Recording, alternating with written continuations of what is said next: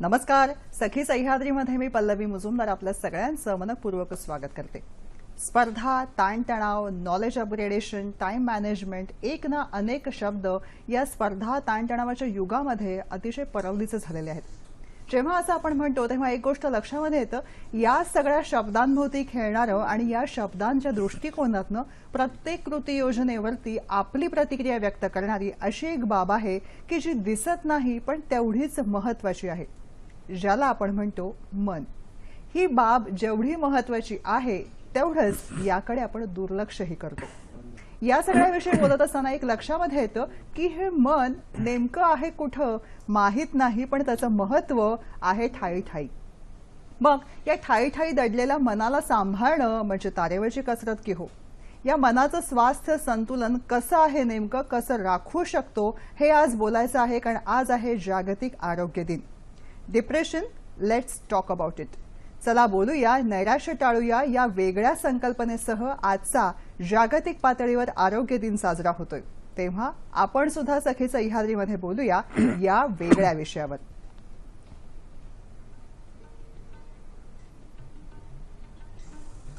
आजचा आपला सखी सह्याद्रीचा विषय आहे मानसिक ताण आणि आजची पिढी. या महत्वाच्या विषयावर मार्गदर्शन करण्यासाठी दोन तज्ज्ञांना आपण आमंत्रित केलेलं आहे. त्यांची ओळख करून घेऊया. डॉक्टर शाळीग्राम भंडारी आणि डॉक्टर उमेश भारते. नमस्कार. सखी सह्याद्रीमध्ये आपल्या दोघांचंही मनपूर्वक स्वागत करते. आपल्या दोन्ही तज्ज्ञांची ओळख करून देते. डॉक्टर शाळीग्राम भंडारी यांच्याविषयी सांगायचं म्हणजे पुण्याजवळ तळेगाव दाभाडे इथं 40 वर्षांहून अधिक काळ ते वैद्यकीय क्षेत्रात त्यांचा अनुभव आहे. जीवनोपयोगी मार्गदर्शनपर अशी सरांची विविध 10 पुस्तकं आहेत. नवी पिढी, विद्यार्थी, विविध रुग्णांच्या माध्यमातून त्याचबरोबर ग्रामीण भागातल्या जनतेला सर सतत मार्गदर्शन करत असतात. दिशादर्शनपर त्यांचं कार्य आहे. मुळात पेशा आणि सामाजिक भान या दोन्हीची अतिशय उत्तम सांगड सरांनी आपल्या कामातून घातलेली आहे आणि हे त्यांच्या कामाचं वेगळेपण आहे. आज आयुष्याकडे बघण्याचा वेगळा दृष्टिकोन कसा असावा या दृष्टिकोनातून सर आपल्याला मार्गदर्शन करतात. आपल्या बरोबर दुसरे तज्ज्ञ आहेत डॉक्टर उमेश भारते. यांच्याविषयी सांगायचं म्हणजे सर मानसशास्त्र अभ्यासक आहेत. मुंबई विद्यापीठात सहाय्यक अध्यापक उपयोजित मानसशास्त्र विभागात सर कार्यरत आहेत. स्वित्झर्लंड, फ्रान्स, इटली इथं या दृष्टिकोनातून सरांचे पेपर सादर झालेले आहेत आणि या दृष्टिकोनातून मार्गदर्शनही आहेत. विद्यार्थ्यांबरोबर अनेक उपक्रम राबवण्यामध्ये उमेश सर कायम अग्रेसर असतात. आज त्यांच्याकडून युवा पिढीला कशा पद्धतीने सकारात्मकतेने आयुष्याला सामोरं जाता येईल याविषयी आपण जाणून घेणार आहोत. आपला सहभाग मोलाचा आहे. दूरध्वनी क्रमांक चटकन सांगते, ते टिपून घ्या. ते आहेत असे 24908050 24988050. मुंबई बाहेरचे प्रेक्षक आणि मोबाईलवरून संपर्क साधताना 022 हा एसटीडी कोड आहे. छोटीशी विनंती, नेहमीप्रमाणे प्रश्न विचारताना टीव्ही सेटचा आवाज थोडासा कमी ठेवा, जेणेकरून आमचा आवाज तुमच्यापर्यंत व्यवस्थित पोहोचू शकेल. त्याचबरोबर विषयाच्या अनुषंगाने नेमके प्रश्न आम्हाला तुमच्याकडून अपेक्षित आहेत. आपल्या चर्चेला सुरुवात करूया. सर, जेव्हा आपण असं म्हणतो की नैराश्य आहे किंवा जागतिक आरोग्य दिनाच्या निमित्ताने खास आपण ही थीम घेतलेली आहे आणि पुढे जातो आहे, तर नैराश्य म्हणजे नेमकं काय, कुठे आहे हे दडलेलं जे आपल्याला सगळ्या व्यक्तिमत्वावर परिणाम करतो? सर्वप्रथम अतिशय चांगल्या समर्पक शब्दात आमच्या दोघांची तुम्ही ओळख करून दिली, त्याबद्दल मी मनपूर्वक आभार मानतो. धन्यवाद सर. आणि दूरदर्शनने अतिशय चांगला विषय चर्चेला घेतला आहे. तो प्रत्येकाच्या मनामनात दडलेला आहे. तो प्रत्यक्ष चर्चेमध्ये येणार आहे. त्याबद्दल दूरदर्शनचे सुद्धा मनापासून अभिनंदन. आपल्या चर्चेला सुरुवात करण्यापूर्वी संपूर्ण सार जे आहे त्या 4 गोळीच्या कवितेतून मुद्दाम सांगावंसं वाटतं. अवश्य. प्राचार्य सुरेश अत्रेंची कविता आहे. त्यांनी असं म्हटलं आहे की गतजीवनाची याद नको, फिरून कधी ना तो येतो, खंत त्याची कधी न कर, आजचा दिवस साजरा कर. क्या बात आहे, मस्त. Past may be painful, forget it, future is a dream, don't touch it, but present in my hand make best of it. वा. गतजीवनाची याद केल्यानंतर तो नैराश्यत होणार. गतजीवनाची याद नको, फिरून कधी ना तो येतो, a moment which is lost forever, it will never come in. गतजीवनाची याद नको, फिरून कधी ना तो येतो, खंत त्याची कधी न कर, आजचा दिवस साजरा कर. भलती स्वप्न पाहू नको, बरं, अपयशाने खचू नको, तना मनाला जागा कर, आजचा दिवस साजरा कर. वा. आणि म्हणून शेवटी असं म्हणतोय, आयुष्य फार लहान, आयुष्य फार लहान, पहिलं तरी भान, क्षणाक्षणाचं सोनं कर, आजचा दिवस साजरा कर. मस्त. या कवितेतल्या ओळीमध्ये पहिल्याने आपण त्याने सांगितलं की नैराश्य काय येतं, आपण पहिल्यांदा स्वीकारत नाही. मी खूप मेहनत घेतली, मी प्रयत्नाची पराकाष्ठा केली, तरी मला यश मिळाली, याच्यामध्ये तो नैराश्याच्या गर्दीत ती नैराश्य वाटच बघत असते त्यामुळे. जर त्याने स्वीकारलं की माझ्यामध्ये काही कमी आहे का, कष्ट करण्यात मी काही कमी पडलो का, लोकांची मदत घेण्यात काही कमी पडलो का, असं आत्मपरीक्षण ससंवाद त्याने जर साधला तर निश्चितपणे तो त्याच्यातून बाहेर पडू शकेल. खरंय. आणि म्हणून हे स्वतःचे संवाद साधण्यासाठी पूर्वी काय असायचं, रोजनिशी लिहायचे, त्याच्यातून आउटलेट होतं. पूर्वी मोठी फॅमिली असायची, त्याच्यावरून तो आजोबा आजीकडे शेअर करायचा. आता न्यूक्लिअर फॅमिली आहे, मी, माझे वडील, माझी आई, कोणाजवळ बोलणार तो. आणि जोपर्यंत तो बोलत नाही, बाहेर पडत नाही, तोपर्यंत तो नैराश्यातून बाहेर पडत नाही. म्हणून नैराश्य पहिल्याने ऍक्सेप्टन्स जे काय आहे, ऍक्सेप्टन्स एकदा तो स्वीकार केलं तर गोष्टी सोप्या होतात. हा, सोप्या होतात. आणि एकदा स्वीकारलं ना, मग तिथून सुरुवात होते त्याच्यातून बाहेर पडण्याची. मग प्लॅनिंग करतो तो विचार केल्यानंतर, मग कृतीमध्ये कोणाची मदत घेता येईल, मग हळू बाहेर पडतो. मग पहिल्याने नैराश्य स्वीकारणं हे फार महत्वाचं आहे. खरी गोष्ट, महत्वाची गोष्ट आहे. डॉक्टर उमेश, जेव्हा आपण असं म्हणतो की हे स्वीकार करायला हवं, तुम्ही कायम युवा पिढीवर असतात, त्यांना बदल हा कायम असतो, हा बदलाचा स्वीकार व्हायच्यात पुढचा बदल युवा पिढीसमोर आलेला असतो. मग तरुणांशी जेव्हा तुम्ही संवाद साधत असता तेव्हा नैराश्य आणि आजची पिढी यांचं नेमकं काय नातं आहे? मला वाटतं की ऍक्च्युली स्वीकार करण्या अगोदर एक मुद्दा इथं मी स्पष्ट करू इच्छितो, तो म्हणजे हा की शारीरिक आजार जो सर्वसामान्यतः कुणालाही होऊ शकतो आणि मानसिक आजारही त्याचे प्रमाण मागच्या काही वर्षांपासून बरंच वाढलेलं आहे. तर शारीरिक आजारामध्ये नेमकं काय होतं की जसं मानसिक आंदोलन नेमकी निर्माण का होतात युवा पिढीमध्ये, असंही तुम्हाला कदाचित अभिप्रेत असेल. तर त्याची कारणं शोधत असताना तर कोणत्याही सामान्य आजाराच्या बाबतीत असं होतं की जी कारणं आपण लोकेट करतो किंवा करायची असतात ती विदिन बॉडी आपण करू शकतो. की एखादं केमिकल इम्बॅलन्स झालं आणि एखादी ड्रग द्या, प्रिस्क्राईब करा अँड दॅट गेट रिस्टोर्ड. पण मानसिक आजारांच्या बाबतीत नेमकं असं असतं की बहुतांशी किंवा प्रत्येक वेळेस ती जी कारणं आहेत ती कारणं विदिन बॉडीपेक्षा लार्जर सोसायटीमध्ये जास्त करून राहत असतात. म्हणजे सामाजिक संदर्भ, सामाजिक, आर्थिक, राजकीय परिस्थिती ही जी लार्जर सोसायटल फोर्सेस आहेत, मला वाटतं यामध्ये ही जी मानसिक कारणांची, मानसिक आजारांची कारणं जर आपण लोकेट केली तर मग पुढं आपला हे ऍक्सेप्ट करणं आणखी सोपं जाईल असं मला वाटतं. कारण आणखी जागतिक पातळीवर आणखी एक रिसेंट ॲडव्हान्समेंट अशी विशेषतः मानसिक आजारांच्या बाबतीत किंवा शारीरिक आजारांच्या बाबतीत देखील की प्रत्येक शारीरिक आजार आज हा आंतरराष्ट्रीय पातळीवर एक सायकोसोमॅटिक म्हणून आपण स्वीकारलेला आहे. म्हणजे तिथं सोमॅटा म्हणजे तुमची बॉडी तर आहेच, पण त्याच्यामागे सायको देखील आहे. म्हणजे तुमची मानसिकता, तुमची सायकी हा देखील एक अतिशय महत्वपूर्ण मुद्दा तुमच्या कुठल्याही शारीरिक आजाराच्या बाबतीत आहे. हे आपण आंतरराष्ट्रीय पातळीवर स्वीकारलेलं आहे. आता ते स्वीकारल्यानंतर त्याच्या पुढचा जो प्रवास आहे किंवा त्याला सामोरं कसं जायचं तर त्याबद्दल आपण निश्चितच पुढे बोलूया. पण सध्या आणखी एक मुद्दा असा की आता यावर्षीचा जो जागतिक आरोग्य दिन आहे त्याची जी बीज भूमिका, बीज कल्पना ती अशी आहे की बोलूया नैराश्याबद्दल, बोलूया आणि नैराश्य टाळूया. बरोबर. तर ही थीम नेमकी कशी आली तर त्याच्या संदर्भात काही आकडेवारी मी सांगू इच्छितो तुम्हाला की बऱ्याच गंभीर मानसिक आजारांचं आणि विशेषतः आत्महत्या करण्यामागचं हे महत्वाचं कारण म्हणजे नैराश्य किंवा डिप्रेशन किंवा अवसाद. तर आता हे नैराश्य अशा वेगवेगळ्या मानसिक गंभीर आजारांचं मूळ आहे आणि 2005 ते 2015 जागतिक आरोग्य संघटना यांच्या डेटावरून असं सांगता येईल की 2005 ते 2015 या 10 वर्षांच्या कालावधीमध्ये नैराश्याने ग्रस्त असणाऱ्या युवा पिढींच्या संख्येमध्ये 18% वाढ झालेली आहे. म्हणजे जवळपास 30 कोटी लोक, तरुण तरुणी आज या नैराश्य जागतिक पातळीवर या नैराश्याचे समस्याग्रस्त आहेत. आणि मला वाटतं ही दूरदर्शनचं त्याबद्दल आभार की इतका चांगला आणि एक रिलेव्हंट टॉपिक तुम्ही निवडलाय. नक्कीच त्याविषयी बोलूया. कार्यक्रमातला पहिला फोन आलाय तुमच्या दोघांच्या परवानगीने, तो घेते. भारत वावळ आपल्याशी बोलतायत डोंबिवलीहून. नमस्कार. डोंबिवलीहून भारत वावळ बोलतोय. आज जागतिक आरोग्य दिन आणि सगळे सह्याद्रीने डिप्रेशन किंवा नैराश्य हा विषय निवडलेला आहे. खूप खूप धन्यवाद. मॅडम, माझे 3 प्रश्न आहेत की डिप्रेशन किंवा नैराश्य आलेला बहुतेक व्यक्ती हे आत्महत्या करण्यास प्रवृत्त होतात, त्याला काय असतात? आणि प्रश्न दुसरा आहे, विशेष करून महिलांना गरोदरपणात किंवा प्रसूतीनंतर जर नैराश्य आले तर त्याचा तिच्या मुलावर होणारा काही परिणाम होऊ शकतो का, व त्याला बरं. पण नैराश्यामध्ये सामोरं जावं लागतं का? ओके. आणि तिसरा प्रश्न असा आहे की बरेच वेळा आपण नैराश्य आलेल्या व्यक्ती या मनोविकास त्यांना जाण्यास जात नाहीत किंवा आपल्याला वेडे टाळाटाळ म्हणतील, करतात. अशी भीती वाटते आणि कलंकित भावनेमुळे ते उपचार घ्यायला टाळतात. तर अशा प्रकारे आपण कोणता सल्ला द्याल? धन्यवाद. नक्कीच, धन्यवाद.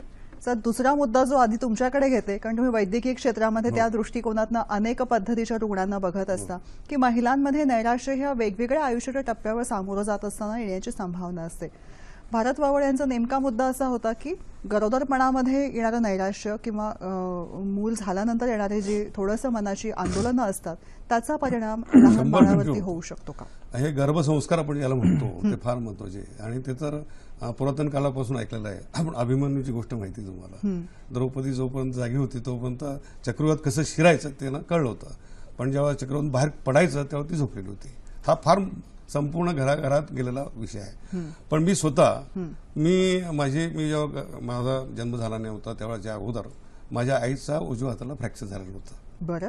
आणि ती नेहमी डाव्या हाताने काम करायची. हा. आणि मी डावखुरा जन्मलो. अच्छा. हो, म्हणजे माझ्या अगोदरची भावंडं नंतरची भावंडं सर्व उजव्या हाताने, पण मी डावखुरा का जन्मलो? कारण त्या काळामध्ये गर्भामध्ये असताना माझी उजव्या हाताने काहीच करायची नाही, डाव्या हाताने सर्व करायची. मी संस्काराचं प्रत्यक्ष उदाहरण मी म्हणतो तुम्हाला. आणि दुसरी गोष्ट की ते मानसिक जे आंदोलन आहे आईचा स्वभाव, तो त्या मुलाचा स्वभाव म्हणतो. ती जर त्या काळात चिडखोर असेल, वंशदयाप्रमाणे जसं होतं तसंच आईचे संपूर्ण गुण किंवा वडिलांचे गुण त्या गर्भामध्ये येतात. हे निर्विवाद सत्य आहे आणि हे शास्त्राने सुद्धा निश्चितपणे सिद्ध केलेलं आहे. बरं. त्यामुळे गर्भधारणा असताना किंवा गर्भात असताना आपण चांगली चित्र बघा, चांगली नाटकं बघा, चांगले सिनेमा बघा किंवा चांगल्या लोकांच्या सहवासात राहा, चांगले हे विचार मुद्दाम ऐका. सांगत खरंय. असतो. बरोबर. कारण संस्कार त्या मुलावरती असतात. खरंय. डॉक्टर उमेश, आत्महत्या ही तरुण पिढीमध्ये जास्त दिसते, तर यामागचे कारण मीमांसा काय असू शकते? बरोबर. तुमचा प्रश्न मी जो पहिला प्रश्न आलेला आहे प्रेक्षकांमधून त्याच्याशी जोडून असं सांगू इच्छितो की नेमकं प्रत्येक व्यक्ती ज्याला नैराश्य आलेला आहे ती प्रत्येक व्यक्ती आत्महत्या करेल असं कधीच नसतं. म्हणजे शक्यता जास्त असते की ती करायची शक्यता असते, पण असं नसतं की बा डिप्रेशन आलं तुम्हाला नैराश्य आलं की तुम्ही यू गो आणि यू कमिट सुसाईड. नाही, तसं होत नाही. आता मागच्याच काही दिवसांपूर्वी कदाचित तुम्हाला आठवत असेल, दीपिका पदुकोण अतिशय नामांकित अशी अभिनेत्री, तिला देखील या डिप्रेशन नैराश्याच्या समस्येनं ग्रस्त केलं होतं. पण तिनं काय केलं, तिनं ते ॲक्सेप्ट केलं. म्हणजे आपली जी इमेज आहे त्या इमेजचं रिस्क घेऊन ती समाजापुढे आली आणि तिने ट्रीटमेंट घेतली वेळच्या वेळी आणि ती अतिशय बरी झाली. आणि आज आपण पाहतोय की वेगवेगळ्या चित्रपटांमधून ती पुन्हा तिने यशस्वी पुनरागमन केलेलं आहे आणि शी इज डुईंग बेटर. ओके. तर आता मला हे म्हणायचं आहे की असं नसतं की प्रत्येक व्यक्ती आत्महत्या करते जी नैराश्याने ग्रस्त आहे. फक्त हे आहे की ते ॲक्सेप्ट करणं, जसं सरांनी देखील सांगितलं, ॲक्सेप्ट करा आणि त्यानुसार मदत मागा. मदत मागण्यासाठी सामोरं जा. खरंय. आणि त्याच्यामध्ये आता एक समाज म्हणून, एक पालक म्हणून आपली ही जबाबदारी असते.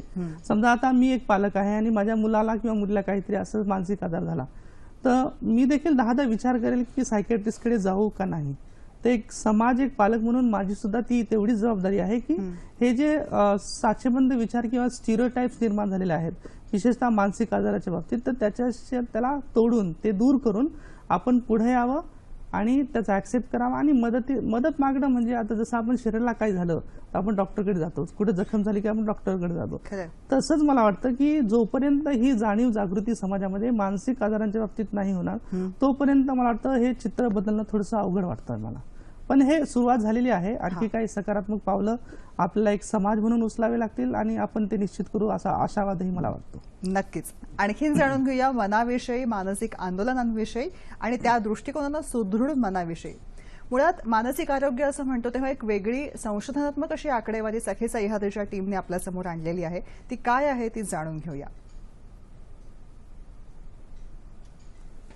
जागतिक आरोग्य संघटनेच्या तर्फे 7 एप्रिल हा जागतिक आरोग्य दिन म्हणून साजरा केला जातो. या वर्षीची संकल्पना आहे ती म्हणजे नैराश्याविषयी चला बोलूया. सध्या 15 ते 29 या वयोदरम्यान झालेले मृत्यूचं दुसरं कारण म्हणजे डिप्रेशन अर्थात नैराश्य हे आहे. जागतिक आरोग्य संघटनेच्या मध्ये 2020 पर्यंत डिप्रेशन म्हणजे नैराश्य हा जगातला दुसरा मोठा आजार असणार आहे.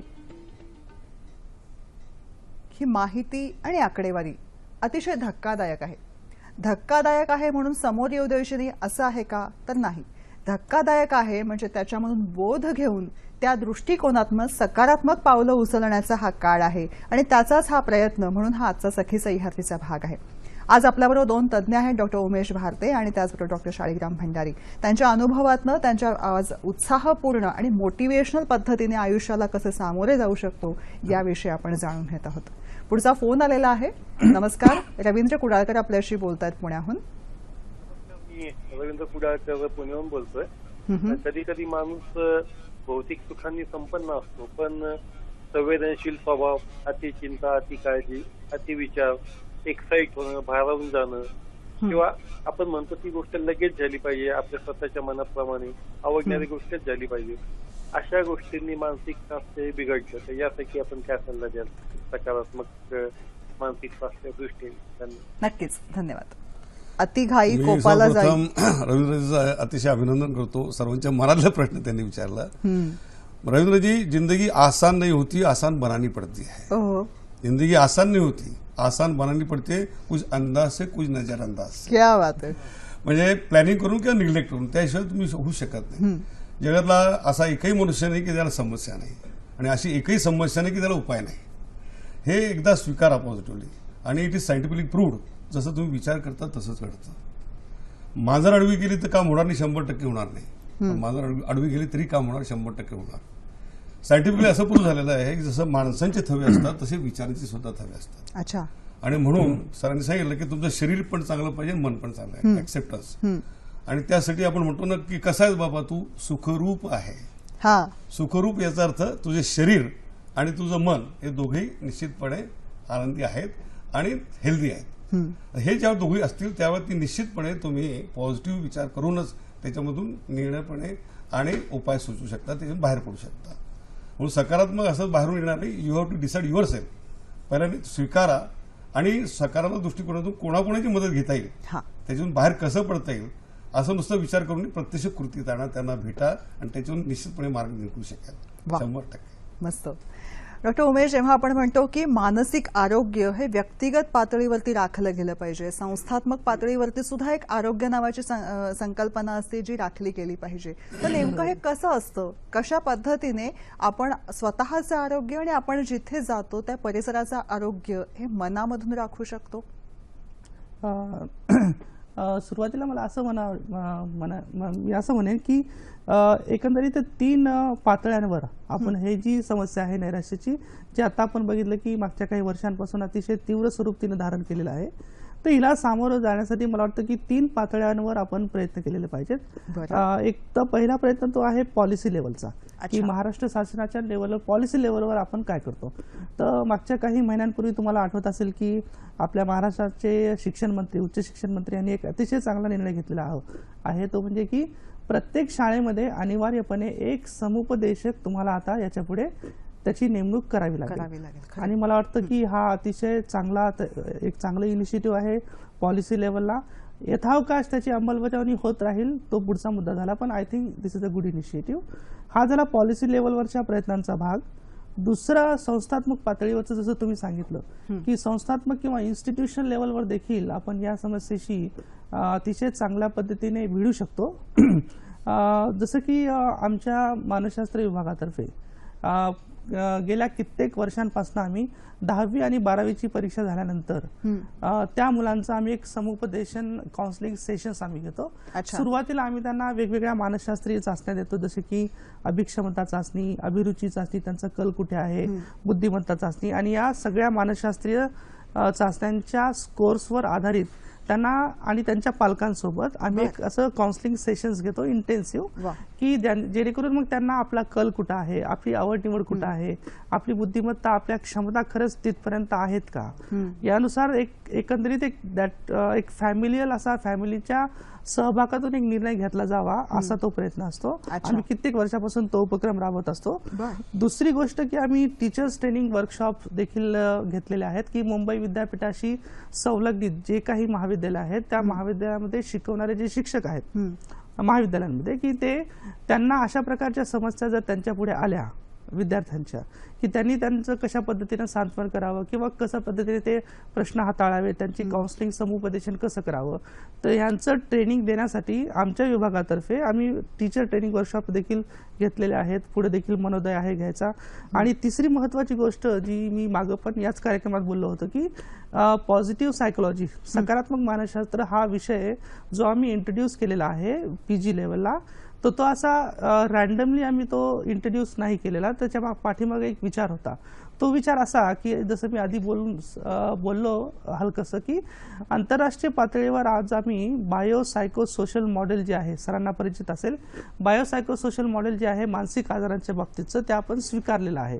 त्याचा अर्थ असा की फक्त आणि फक्त जी मानसिक आजारांची कारणं आहेत ती मी विदिन बॉडी लोकेट नाही करू शकत, तर लार्जर सोसायटीला देखील ती देखील तितकीच महत्त्वाची असते एखादी मानसिक समस्या निर्माण होण्यामध्ये.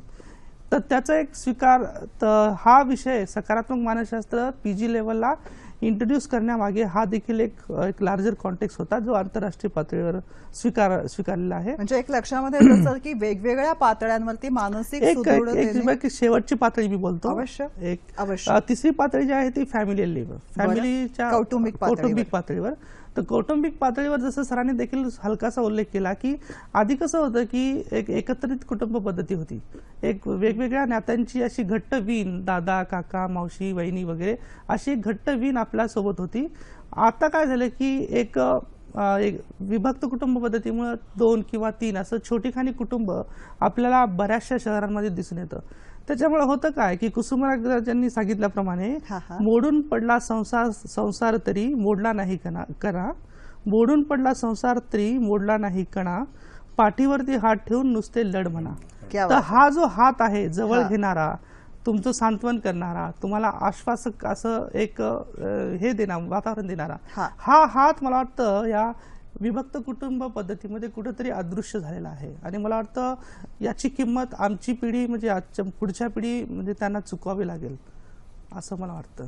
तुम्ही एक मगाशी एक नेमका मुद्दा की पॉलिसी पातळीवरती राज्य शासनाचं जे आपलं नियतकालिक आहे माहिती आणि जनसंपर्क विभागाचं, त्यामध्ये सुद्धा आज मानसिक आरोग्य ही जी थीम आहे जागतिक आरोग्य दिनाच्या निमित्तानं, त्या दृष्टिकोनातनं अतिशय माहितीपूर्ण असा लेख आलेला आहे. आणि याविषयीची माहिती आपल्या सरकारच्या वेबसाईटवरती सुद्धा उपलब्ध आहे आणि त्या वेबसाईटवरती जाऊन प्रत्येकाने ती वाचावी अशीच आहे. याद्वारे मुळात हा जो आजचा सखी सह्याद्रीचा भाग आहे किंवा राज्य सरकारचे हे विविध उपक्रम आहेत, याद्वारे प्रयत्न हेच आहेत की आत्महत्या आणि मानसिक संतुलन या दृष्टिकोनातनं प्रत्येकाने सजग होऊन ते ओळखायचं आहे आणि ओळख झाल्यानंतर त्यावर मात करण्यासाठी पुढे यायचं आहे. बरोबर सर, या दृष्टिकोनातनंच हे सगळे प्रयत्न सुरू आहेत. पुढचा फोन आहे परिणिता यांचा. नमस्कार, बोला. हॅलो, माझा डॉक्टर भंडारींना असा प्रश्न आहे की OCD आणि एन्झायटी असलेला एखादा पेशंट असेल आणि ती बाई आहे, तर त्याच्यावरती डिप्रेशन जास्त त्रासदायक त्यांना ठरू शकतं का?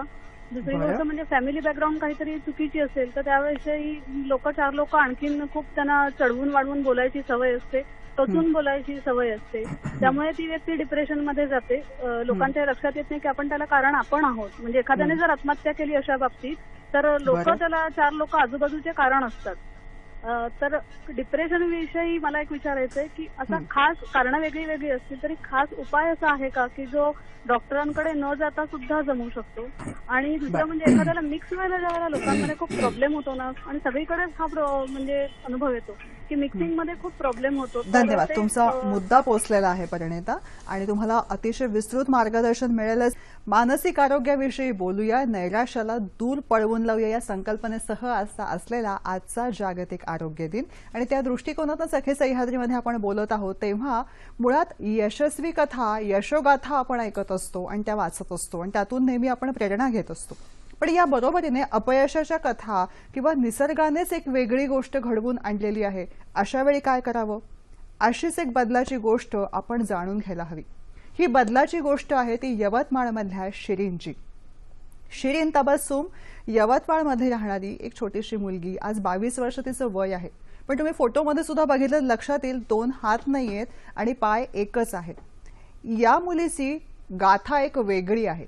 अशासाठी वेगळी आहे की निसर्गानंच एक वेगळा जीव हा जन्माला घातलेला असताना सुद्धा तिने न खचता अतिशय धैर्याने आणि सकारात्मकतेने आयुष्याच्या प्रत्येक क्षणाला सामोरं जाण्याचा निर्णय घेतला.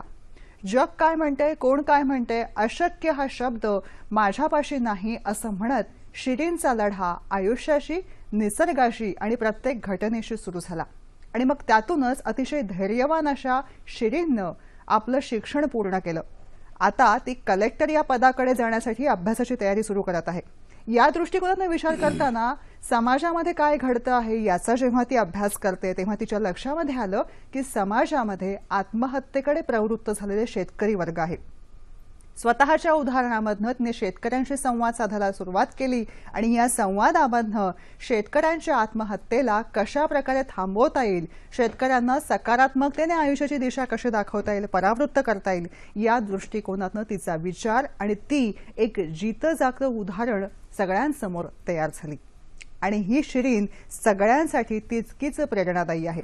आज शिरीनचा उल्लेख करण्याचं कारण याचसाठी आहे की स्वतः या निसर्गाच्या दृष्टिकोनातून एक लढा सुरू असताना सुद्धा आज सगळं काही असून सुद्धा हारल्याची भावना ज्या मनांमध्ये आहे त्यांना प्रेरणेनं स्वतःच्या उदाहरणानं आयुष्याकडे दिशादर्शन करण्याचा एक वेगळा यत्न शिरीन करतो आहे. शिरीनच्या सगळ्या उपक्रमांना आपल्या सगळ्यांच्या शुभेच्छा आहेतच, पण त्याचबरोबरीने जेव्हा केव्हा आपल्या आजूबाजूला अशा काही शिरीन दिसतात तेव्हा त्यांच्यापासून आपण निश्चित धडा घेऊन पुढे जायचं आहे.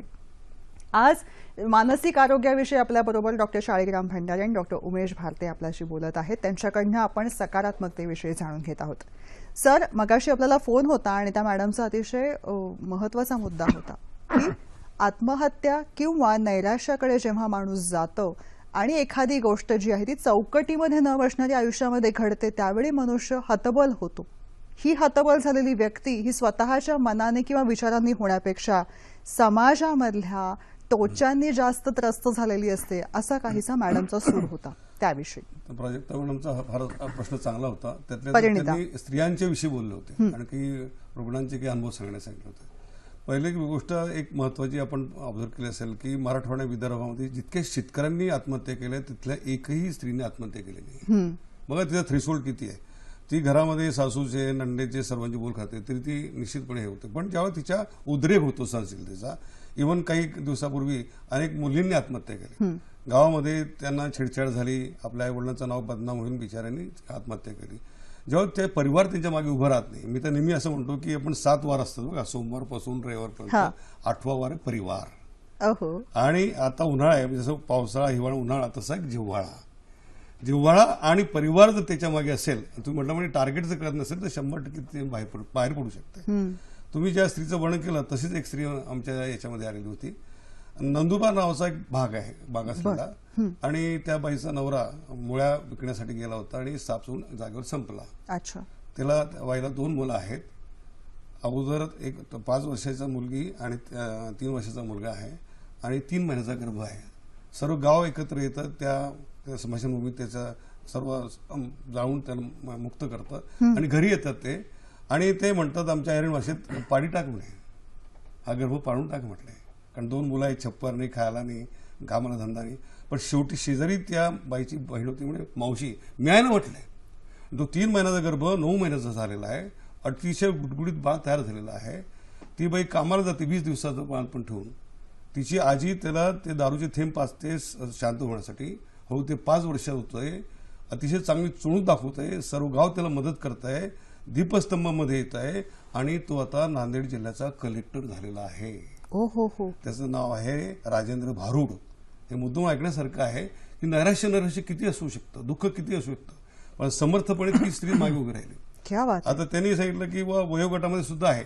माझ्याकडे परवा एक रुग्ण आले, म्हटलं डॉक्टर साहेब हा बुके घ्या म्हटलंय, तुम्ही माझ्या पत्नीला छान केलं म्हटलं, चांगलं केलं म्हटलं. म्हटलं मी काहीच केलं नाही. म्हणजे 8 दिवसापूर्वी मी आलो होतो, तिच्या तक्रारी घेऊन आलो होतो, ती चिडचिड करते, त्रास देते आणि घरामध्ये इतकं नैराश्याचं वातावरण निर्माण करते. हे सर्व तुम्ही शांतपणे ऐकून घेतलं, फक्त एकच वाक्य बोललात, हे वय वाढण्याचं लक्षण आहे. तेव्हापासून म्हटले, तेव्हापासून ते राघोजी विसरले. वय वाढण्याचं लक्षण आहे मी बोललो, कारण त्या वयामध्ये मेनोपॉझल सिंड्रोम असतो आणि त्याच्यामध्ये मानसिक बदल होतात. त्याला ती कारणीभूत नाहीये. खरं ती सर सम- एकच मिनिट थांबवते, एक फोन खोळंबलाय तो चटकन घेते आणि पुन्हा या मुद्द्याकडे विस्तृत जाणून घेते, कारण जाणून घ्यायचे वेगवेगळ्या टप्प्यांविषयी. कीर्तिकुमार आपल्याशी बोलतायत वसईहून. नमस्कार, बोला. नमस्कार. आजचा विषय अतिशय सुंदर आहे, धन्यवाद याबद्दल सर. काही शंका नाही. मानसिक ताणतणाव आणि नैराश्य हे जर टाळायचं असेल तर अध्यात्माचा घेतलेला आधार आपल्याला कितपत उपयोग पडू शकतो, हा माझा प्रश्न आहे. धन्यवाद सर. धन्यवाद.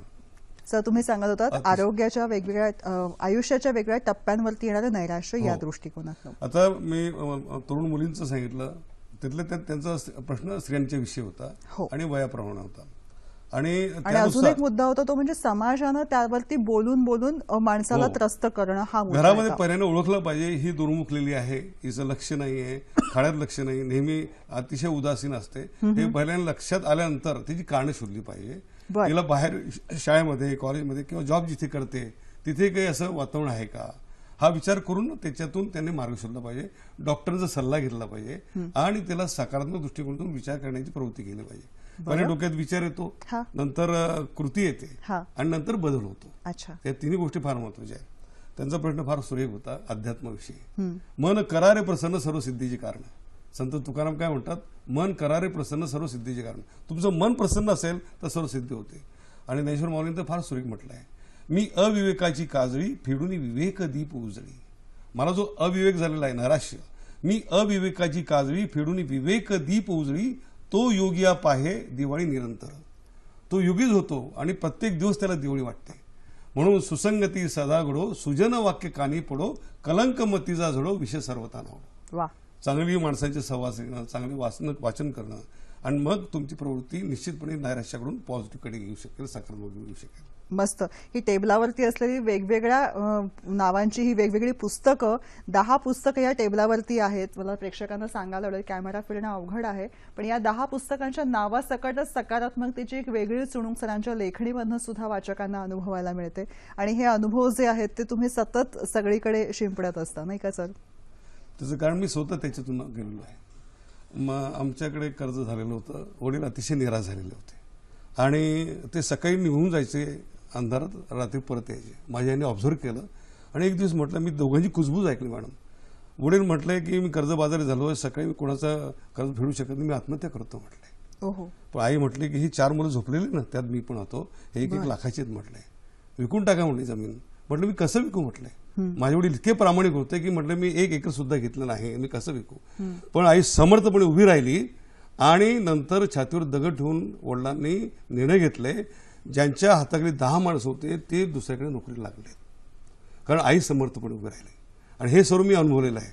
प्रत्येक माणूस निश्चितपणे जेव्हा जन्माला आलेला आहे, जगी सर्व सुखी असा कोण आहे, विचारी मनात शोधून पाहिजे.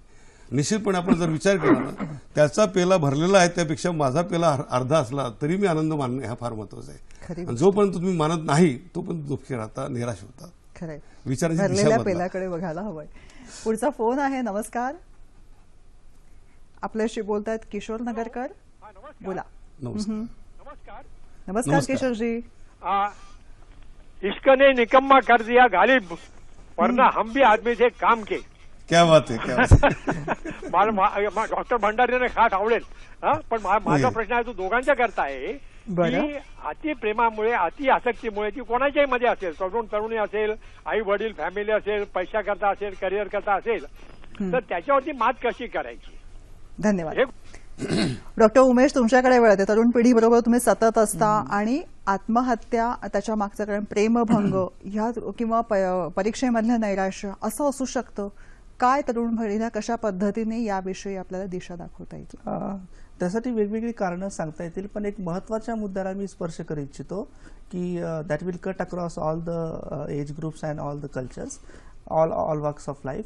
की एक प्रश्न देखील तशा पद्धतीचा आला होता की फिनान्शियल स्टेटस, म्हणजे आर्थिकदृष्ट्या तुम्ही किती संपन्न आहात आणि नैराश्य याचा काहीतरी संबंध असेल का किंवा आहे का, अशा स्वरूपाचा एक प्रश्न देखील आला होता प्रेक्षकांमधून. तर मला असं सांगावं असं वाटेल की एका पातळीपर्यंत, एका मर्यादेपर्यंत संपत्ती किंवा फिनान्स, पैसा तुम्हाला लागतो. पण बऱ्याचशा मानसशास्त्रीय संशोधकांनी हे सिद्ध करून दाखवलेलं आहे सप्रमाण की एका पातळीनंतर पैसा हा तुमच्या कुठल्याही सुखामध्ये वाढ करत नाही. ऍक्च्युली इट हिंडर्स, त्याचा प्रतिकूल परिणामच जास्त होत असतो. एक उदाहरण तुम्हाला सांगू इच्छितो, म्हणजे बऱ्याचदा काय होतं की डिप्रेशनची जी डॉक्टरांनी पण जी वेगवेगळी कारणं सांगितली, ती कारणं बऱ्याचदा मॅनिफेस्ट होत नाही. ती पातळीवर म्हणजे सरफेस होत नाही, ती लक्षात येत नाही, ती दाबली जातात किंवा दुर्लक्षिली जातात किंवा असं दिसून आपण पण म्हणू येत नाही. एक मी उदाहरण सांगतो या संदर्भातलं. माझा एक मित्र होता, तो माझ्यासोबत JNU मध्ये PhD करायचा. तर त्याचा एक लहान भाऊ होता पुण्याला इंजिनिअरिंग कॉलेजला. तर तो डिप्रेशननं त्रस्त होता.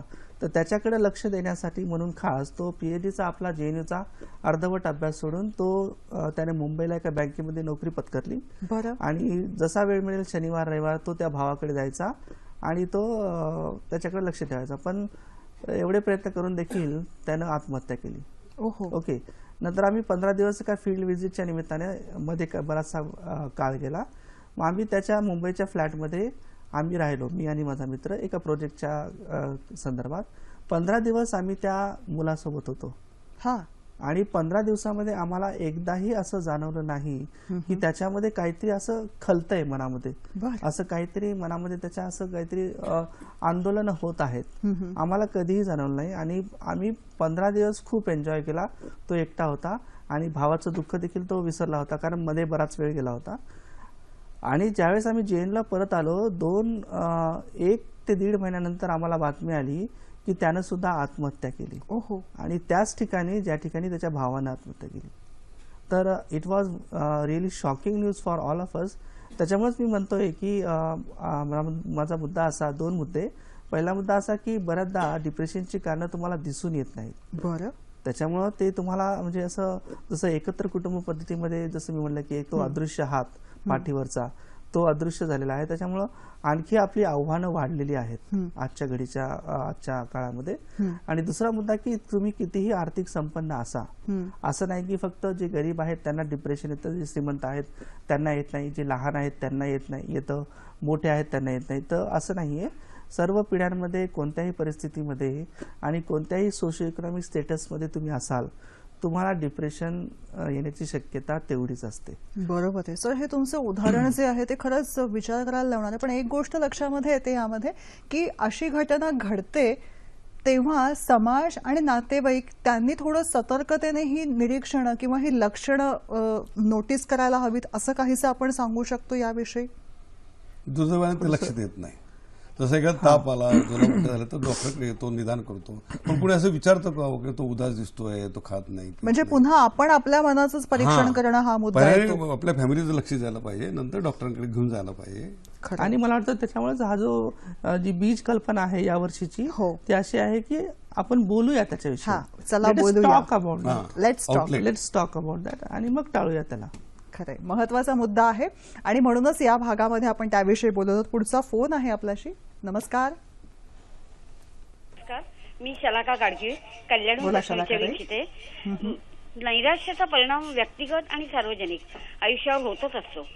नैराश्याने टोक गाठलं की व्यक्तीच्या मनात स्वतःला संपवण्याचे, आयुष्याकडे नकारात्मक पद्धतीने पाहण्याचे विचार बळावतात. यावर उपाय काय? धन्यवाद. कुणामुखी पडते लोणी, कुणामुखी अंगार हा आयुष्याचा न्याय असला तरी स्वीकाराची किमया जाणली का आपण? मानसिक आरोग्याविषयी बोलत आहोत जागतिक आरोग्य दिनाच्या निमित्ताने. डॉक्टर शाळीग्राम भंडारी आणि डॉक्टर उमेश भारते आपल्याला मार्गदर्शन करतात. आणि याविषयी बोलत असताना मगाशी शलाका गाडगिळ यांचा फोन होता आणि त्यांनी आपण मगाशी जे सगळं काही बोलत होतो तोच तो फोन होता. पण तरी पण आत्महत्येकडे जाणं ह्या गोष्टीला कसं आपण टाळू शकतो? नैराश्याचं दुसरं टोक गाठणं. मी त्यांना उदाहरणांनाच सांगतो. माझ्यासमोर एक शाळा आहे आणि भर वर्गात एका 9वीच्या मुलाला झटके यायला लागले. अख्खं वर्ग हवालदिल झालं. ते 40 मुलं माझ्याकडे घेऊन आले. मी नेहमीप्रमाणे सर्व तपासण्या केल्या आणि रोगाचं मूळ शोधण्याचा प्रयत्न केला. कुठे सापडायला तयार नव्हता, बोलायला तयार नव्हता मुलगा. CT स्कॅन केला. मी जेवढे की आमच्या दृष्टीने तपासण्या होत्या पूर्ण करून सुद्धा, नॉर्मल असून सुद्धा उत्तर सापडलं नव्हतं. शेवटी आम्ही त्याला नार्को केला. त्याला बोलतं करण्यासाठी एक इंजेक्शन दिलं जातं आणि मग तो बोलायला लागला की मला माझे मित्र जवळ करत नाही, डबा वेगळा खायला होतो मला. तर म्हटलं मग तू असं वाईट वागतो का, कोणाशी आरोगंट आहे का? नाही म्हटलंय. का वेगळं का करतात? म्हणे हा दारुड्या बापाचा मुलगा आहे, याला जवळ करू नका असं सांगण्यात आलं. मी माझ्या बापाला कसं सांगू म्हटलं दारू पिऊ नको म्हटलं. शेवटी आम्ही त्याच्या बापाला बोलवलं, त्याला सांगितलं पाहिजे, म्हटलं तुला मुलगा पाहिजे का दारू पाहिजे, म्हणून तो रडायला लागला, त्याला माहीत पण नव्हतं. आणि त्या दिवसामध्ये त्यांनी दारू सोडली आणि मुलगा चांगला झाला.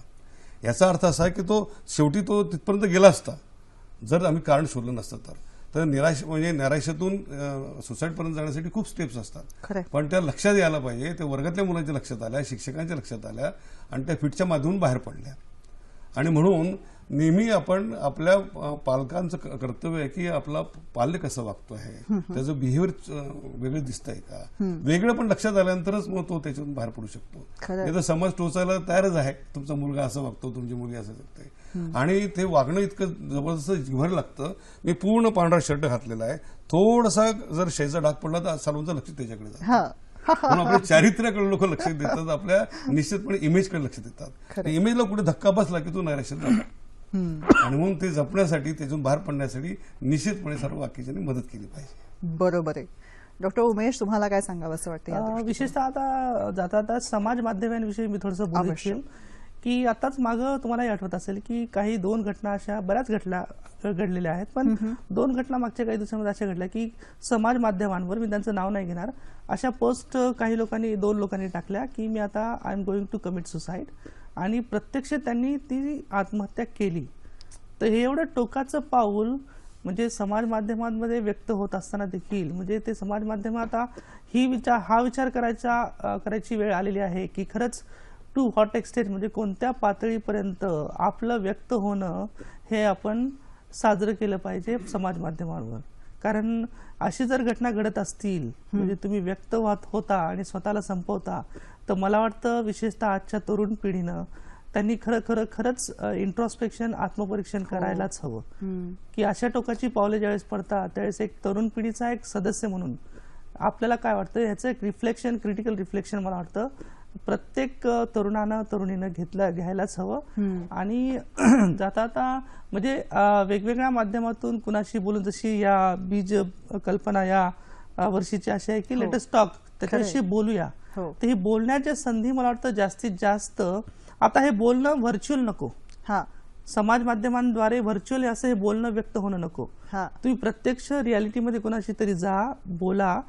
फक्त एक छोटंसं उदाहरण सांगतो. एकदा बेंगलोरला आम्ही गेलो होतो अशाच चेन्नईमधून काही प्रोजेक्टच्या संदर्भात. तिथं ज्या लॉजमध्ये आम्ही थांबलो होतो त्याच्या लिफ्टवर एक सुंदरसं असं एक बॅनर होतं की we do not have wifi here, let us talk to the people. आणि मला ते फार आवडलं होतं. तर मला वाटतं त्या अनुषंगाने इथेही सांगता येईल की तुम्ही अशा संध्या शोधा, स्वतःमध्ये अशी सकारात्मक ऊर्जा निर्माण करा की विंदा करंदीकरांना जसं सांगितल्याप्रमाणे चुकली दिशा जरी आकाश एक आहे, हे जाणतो तयाला वाटेल तेथे न्यारे. तर एवढी ऊर्जा तुमच्यामध्ये निर्माण करा. मस्त दिशा आहे, ऊर्जा तुमच्या मध्येच दडलेली आहे, त्याला फक्त दिशा तुम्ही दाखवा आणि त्याला पुढे घेऊन परिणाम सांगतो. हो की आयुष्याच्या खांद्यावरती हात ठेवून चला, फुलेला मग तो पायाखाली आनंदाचा मळा. सक्षम खांदा मिळाला की तुमच्या पायाखाली आनंदाचा मळा सुजलाम सुफलाम होतो. आयुष्याच्या खांद्यावरती हात ठेवून चला, फुलेल मग तो पायाखाली आनंदाचा मळा. जगही सुंदर, नभई सुंदर, सुंदर सुंदर तारे तारे, नद्या सरोवर सागर डोंगर हिरवी हिरवी झाडे, नाजूक रंगीत फुले सुगंधित, हर्षमनी दाटला. आयुष्याच्या खांद्यावरती हात ठेवून चला, फुलेल मग तो पायाखाली आनंदाचा मळा. हा सक्षम खांदा परिवाराने समाजाने दिला तर निश्चितपणे तो त्याच्यापासून निराशेच्या गतीतून 100% बाहेर पडणार आहे. खरंय. पण हा जेव्हा आपल्याला पुढे जायचं आहे तेव्हा असं होतं की बाबा काय करू. तर एक मात्र मुद्दा सर तुमच्याकडून मला ऐकायचा आहे, तो म्हणजे असा, काय करू व त्या क्षणी प्रत्येकाने काय करावं, हाच मंत्र प्रेक्षकांना आता द्या. काय करू तो म्हणतो की कदम ऐसे रखो की निशान बन जाए. तुमची पावलवाट इतकी सुरेख झाली पाहिजे, मागे हम रस्ता तयार पाहिजे. कदम ऐसे रखो कि निशान बन जाए, काम ऐसा करो कि आपकी पहचान बन जाए, और जिंदगी ऐसे जियो के लोगों के लिए मिसाल बन जाए, मिसाल बन जाए. हे तुमच्या हातात आहे. आणि परमेश्वराने जन्म एकदाच दिलाय मॅडम, आणि हा जन्म मिळणं हा परमेश्वराने दिला सोन्याचा दागिना आहे. आणि सोन्याचा दागिना जेव्हा हिऱ्याचा केव्हा म्हटला जातो, जेव्हा त्याला हिरे जडले जातात. कर्माच्या माध्यमातून तुम्ही हिरे जडा, तुम्ही हिऱ्याचे दागिने म्हणून समाजापुढे प्रगट होणार आहात. मस्त.